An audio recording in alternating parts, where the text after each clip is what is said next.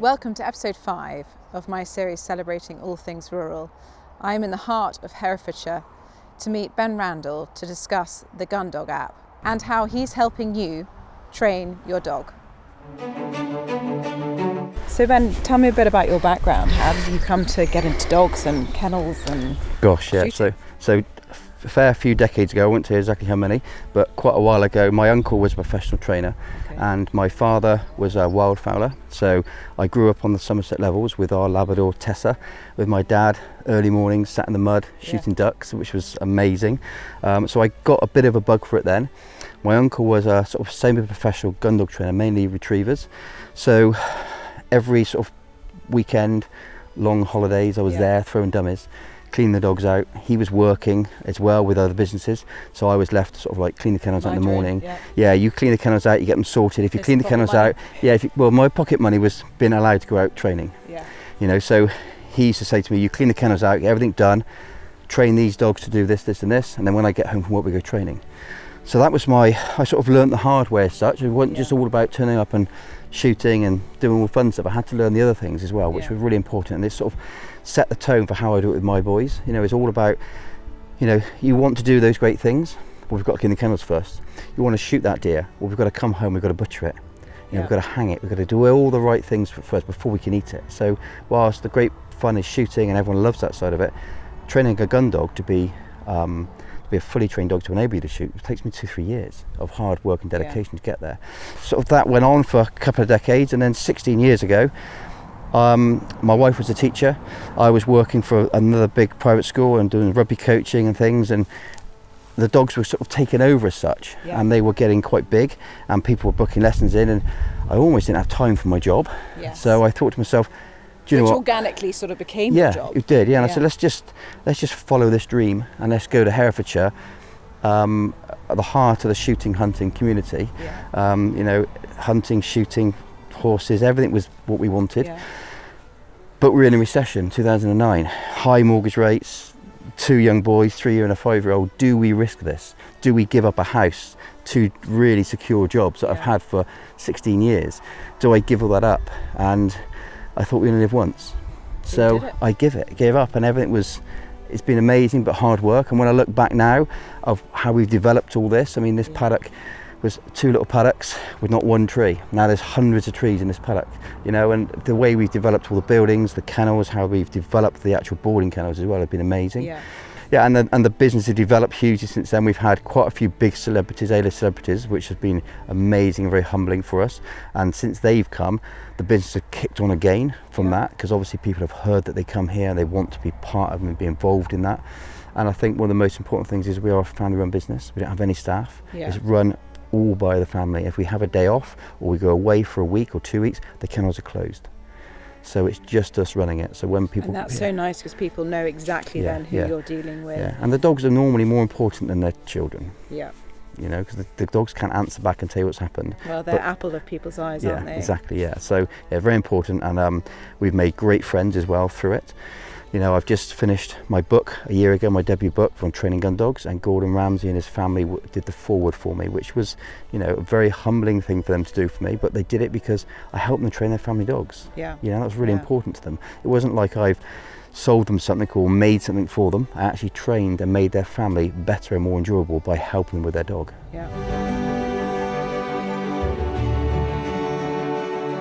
And that actually leads us on nicely to the Gundog App and your co-founder Christian, and how you came to meet him, because wasn't it through helping train his dog that you became friends with him? Well, Christian had been training with other people, and it just wasn't working. His dream of having this Cocker Spaniel, his wife, a child, living in the Cotswolds, having a gun and a local shoot, going out with this Cocker Spaniel, it was all a great dream, and it was all going downhill. He just was going to the wrong trainers. They were physical with his dogs. They weren't helping him how he wanted to help with the dog. He was told to be physical and he didn't want to be.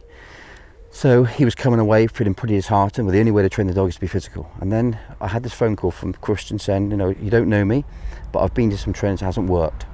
Can I please come and see you? So he came to see me and we had a lesson. And every time he came, he wanted to go into an area where I had lots of wild game and ducks and pheasants, and I wouldn't let him go in those areas. And he wanted to. Yeah, he was really a spaniel himself. Eager. Yeah, can I go in there? I said, no, you can't go in there. You're not ready yet. After the 6th lesson, I said, we're going in with the pheasants today, and he said, oh, really? I said, yeah, I think you're ready. And it really, from then, it proved that all the work we'd done, the foundations really worked that day, and he couldn't believe it. He then went through most of the shooting season. It was all going great, and he had the first year with his dog on the peg with him, everything he wanted. But it still was quite hard to train his dog. So we started sending some videos, and the videos were going back and forth, and I was helping him online. And then lockdown hit, and it really hammered people because they couldn't go for lessons. So I was training people all over the world with these videos, and Christian was sending me videos. I was sending videos back, explaining to him how I would do it, and this is how I want you to do it. And then he approached me after lockdown. We had a small break in lockdown, and he said, can I come and see you? I said, yeah, you can. So he came and said, I think we should do an app. I said, why do you think that? What would be the benefits of that? He said, well, you have transformed my dog through your videos, and I believe that I can train with your videos, and I'm going to show you what my dog can do. And he showed me his dog, and I couldn't believe how his dog had transformed during this lockdown period with the videos. And that was 4 years ago. And now the app has been used by thousands of people all over the world on a daily basis. It is amazing to sort of watch on Instagram when you see all these posts coming up. People using my commands, my techniques, the systems that I use to make winners and champions. And then I had a really very kind client that was coming in for boarding. I was helping him with his dog, and he said to me, what you've created is a very special thing. I think you should really develop your community. I said, how can I do that?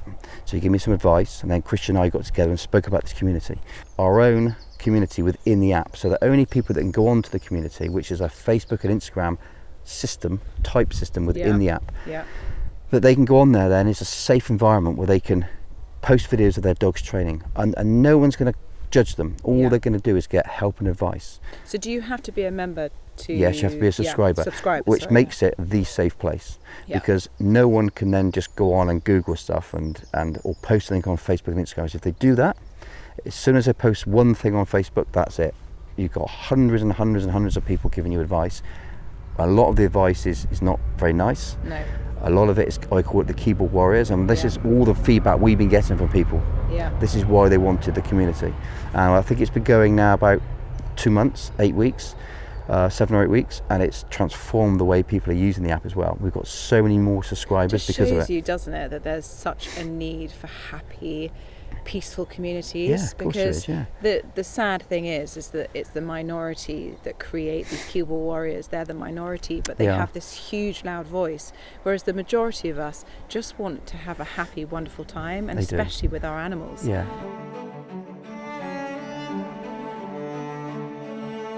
So this is a purpose-made dog vehicle. It's got everything I need in there for when I'm away shooting, I'm away dog training, and I've had it designed in lots of different ways. It's got an antibacterial spray inside. It's fully lighted, so I've got internal lights in there. I've got all my external lights for when it's evening stuff and I'm feeding the dogs. I've also got individual doors, so I can get dogs in and out, so I can separate them off and remove that if I've got dogs in season. I'm traveling with different dogs. I've got all of my Yeti equipment with dog training stuff. Yeah, it's pretty impressive. So I've got all my water, my drink systems, all the dog food, all the first aid kits, everything I need in there. So you could go away for a week and be absolutely fine. Yeah, completely self. And then I've got this drawer here, is just bits and pieces in there. This is my entertaining drawer for all my clients. So everything is branded up with my Yeti products. Wow. So we have our slow gins and bits and pieces in there. Yes, hot soups, cold coffee, days. Tea. Yeah, we've got everything. Yeah. Okay, so everyone knows to hang out behind. They all congregate. They all congregate around my car. Yeah. Okay. And one other thing we've got as well, which is a really good system that I developed with the company I use, is we've got a system in here where I can wash everything off. So I can turn it on here. I've got a hose pipe that comes out, so I can wash all my boots off, equipment off. I can hose all the dogs down before I put them in, towel them off and put them back into the car. So you're not OCD at all? No, but I just like them to be absolutely, because obviously when we go shooting, they're filthy dirty, wash all their paws off. I think everyone needs that. Yeah, everyone needs that. There's nothing worse. You get in your car and you come the next day and there's just dog paws, Yeah. mud, dirt everywhere. You've got it Exactly. covered. This is first class travel. This is not economy. Yeah, no, it's not. This is first class. Yeah. I want to be one of your dogs, Ben. Well, the company I use, I've used them for years, and Animal Transit Box, they make everything for me, and everything, as you can see, is bespoke made for this vehicle. Yeah. So, having all my sticks in there, having my, everything is made exactly to fit this vehicle to the exact spec I require. And it's so important because these dogs are travelling all over the country with me and spending hours and hours and sometimes days in the back of the truck and the hotel rooms, etc. So they need a place to stay properly. Yeah, and they're working hard. And they I need to sleep and rest and recover and ready to go again the next day. Exactly, and security as well is key. It's all fully alarmed. All this can be locked individually.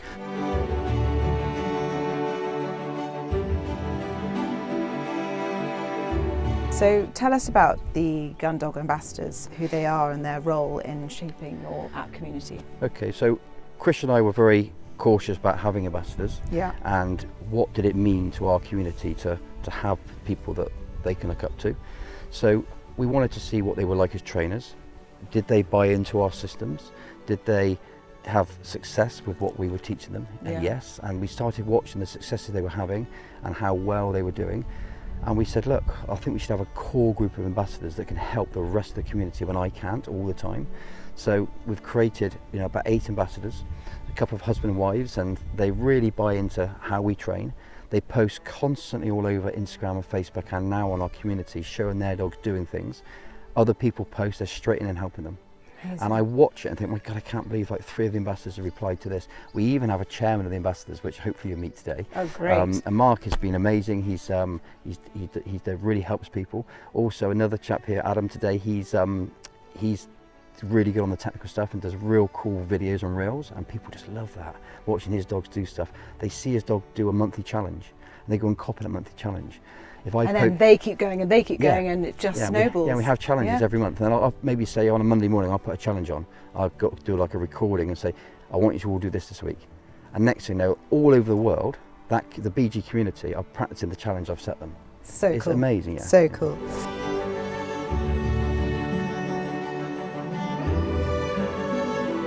Hello. Hello. I'm Tamara. Hi, Mark. How's Hi, Mark. Lovely to meet you. And you. Hello. Adam. Hi, Adam. Lovely to meet you. Yeah, nice to meet you. So you are ambassador. I am. Both ambassadors. We are, yeah. He is also the chairman. The chairman. I bow to you. It's just an age bow thing. to you. It's just an age thing. It's nothing more than that. Senior thing, yeah. Fantastic. And what is it about this whole community that you guys are just completely in it for? I think it can be quite a daunting thing to get into, training your own gun dog. There are many people who've been doing it for very many years. Lots of clubs around the country. Yeah. Some are more difficult to get into than others. With this, we started off with the app, the training aid, which means that you can train 7 days a week. But then when we got to know each other and we started posting stuff on Instagram and Ben was messaging back, this whole community built, and there's been some fantastic friendships built out of it. I mean, you're probably the best example, aren't you? Your social life, his social life is taken up entirely with mates that he's met through the Gundog App. So this is what I love hearing, and this is what it is all about, is finding businesses, people that are supporting the communities in rural areas. And I think to be able to be any age, it doesn't matter whether you're 10, 50, 20, you are meeting people like-minded, up for a good time, and that's what it's all about, I think. Yeah.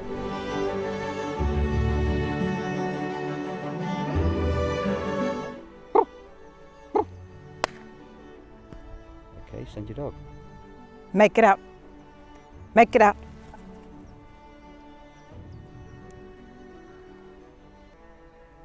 He's just overshot it. Now 2 hands down.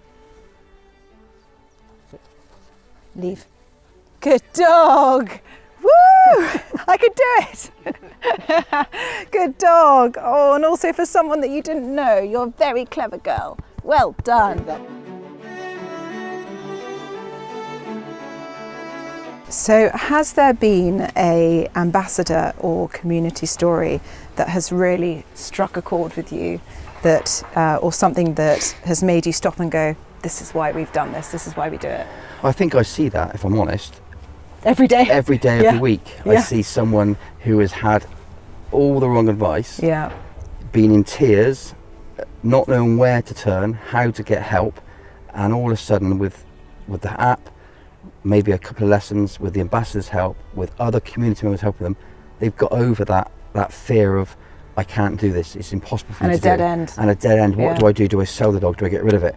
I don't know what to do. Do I send it somewhere for training? All these things most of the time do not work. Yeah. But I see that like on a weekly basis. People just transforming their dogs. It's amazing. Incredible. And young kids as well, and people with mental health issues have transformed their relationships with their dogs. That to me is massively powerful. Yeah, well, being outside, I think there is so much about, in schools at the moment, they're really harnessing, get kids outside, get them playing muddy, dirty. And if you have a dog, it's a great way of getting children outside. Come on, we're going to take the dog for a walk, we're going to do some training, and actually it teaches children a bit of respect and a bit of, backbone to them as well. There's rules and you've got to abide by those. And repetition. And consistency. Yeah, exactly. Repetition, consistency with anyone to learn. I'm a human psychologist first, and you only can learn if you're doing it repetition after repetition. And obviously in schools nowadays, they're teaching them to revise to pass a test. Yeah. And that test is just a test.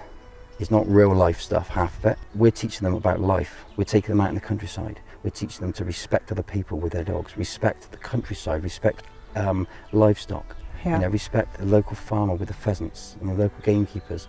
You don't want your dogs running off the lead. You don't want it chasing sheep around. You don't want it upsetting cattle. You don't want it chasing pheasants. And that is actually brilliant, because you're learning about the countryside, which you may not know about. Yeah, you open the gate, you close the gate. Yeah. It sounds really simple because I've grown up with that all my life. Yeah. But the amount of people now with the right to roam, they walk anywhere they want, they just leave gates open, they drop rubbish on the floor, they've got no understanding of it. But sometimes when you stop them and go, whoa, you close that gate. Why? Well, because the sheep in this field, I didn't see them. That means the sheep will be out in the field on the main road before you know it. Sorry, didn't realise that. They just need a lot of them educated. And that is what this is primarily why we're doing this, is to educate. Exactly, yeah. Educate and get people to enjoy the countryside, get out in the countryside, but in a positive way rather than negative. And a respectful. And respectful way, yeah.